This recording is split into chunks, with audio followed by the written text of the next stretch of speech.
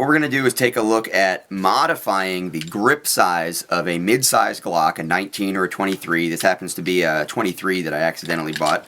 This is a modified 27 with a 9mm barrel. Of course, if you pay attention to my personal recommendations, I've kind of evolved from a choice of the 40 caliber Smith & Wesson, which I was heavily invested in since the 90s, and switched most of my defensive carry guns over to 9mm, and it's just kind of a process of picking up a barrel here and there and picking up a lot of 9mm magazines.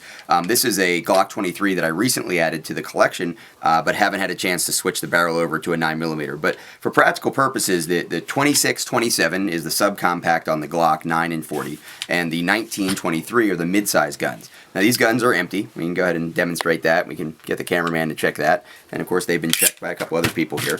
And what we're looking at is the issue of when I insert this gun appendix carry, the grip size projects out beyond my belt, beyond my body contour significantly, so that even if I just stand up straight, you get this printing effect of the corner of the gun. Well, with a subcompact Glock, we don't have that issue. With a subcompact Glock, it's much harder to see the gun. It's much easier to have the gun not print with just a normal drape of an untucked t-shirt.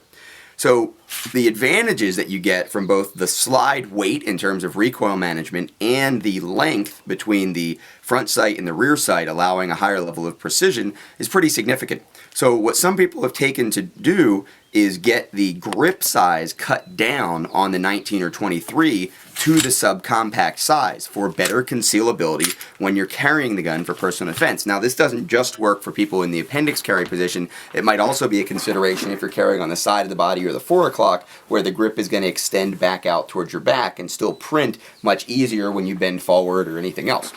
So we all know that anytime we're trying to conceal a gun, it's much easier to conceal barrel length and slide length than it is to conceal grip length. So again, this is a pretty simple process. Now, what I'm going to do is go ahead and disassemble this gun. Again, just going to triple check there that it's still unloaded, and strip the gun down.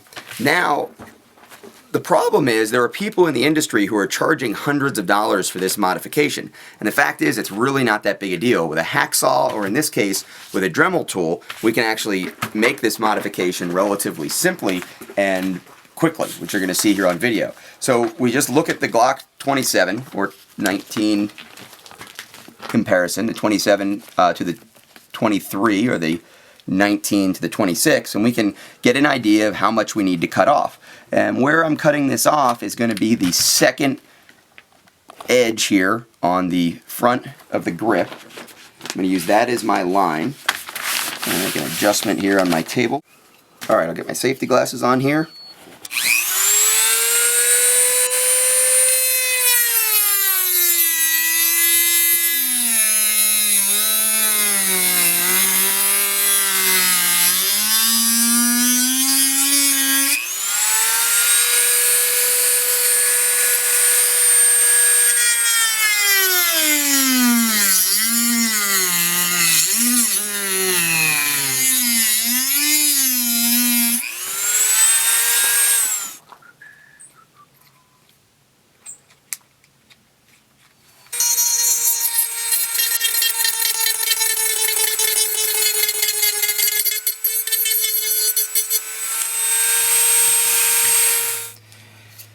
Alright, so now we've got this cut down.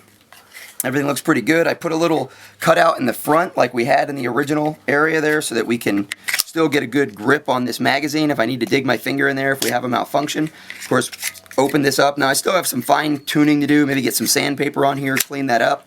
And again, we still have drop-free mags. So when we get this put back together, I end up in a situation where I get the benefit of that longer, heavier slide. I make sure I have the benefit for recoil management. I make sure I have the benefit for the extended sight radius for extreme precision capability. And I have the 26-27 size grip I still can put the small magazine in there. Obviously at this point the magazine is drop free. I can put a Glock 23 size magazine in there, or I can put a Glock 17 or 22 size magazine in there as well.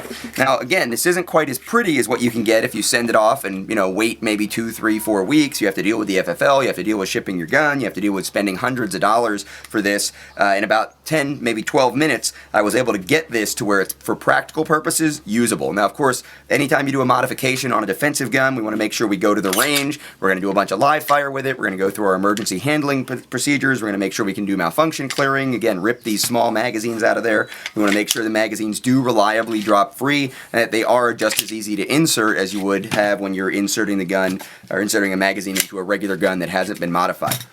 Anytime you're doing a modification to a defensive gun, I can't stress this enough, you really want to make extra sure that the gun is reliable. Now, this particular modification shouldn't have anything to do with the functioning of the gun, but we do want to make sure that the magazines still go in smoothly, the magazines still drop free, and again, I put a little cutout in the front so I can still extract that magazine if I have a double feed and I have that emergency situation where I need to rip out, clear, and then go ahead and reload. So again, modification, grip length reduction for a mid-size Glock down to a subcompact grip size. Of course, we could take a full-size Glock and cut it all the way down to a subcompact grip size or the mid-length grip size if we wanted to. So consider this if you have any issues with wanting to carry a mid-size gun or a full-size gun, and even with a t-shirt where you're not going to print nearly as easily. And of course, again, your spare magazine can still be that full-length magazine, very easy to conceal under the t-shirt held vertically, and that gives you your reload with full capacity for the gun.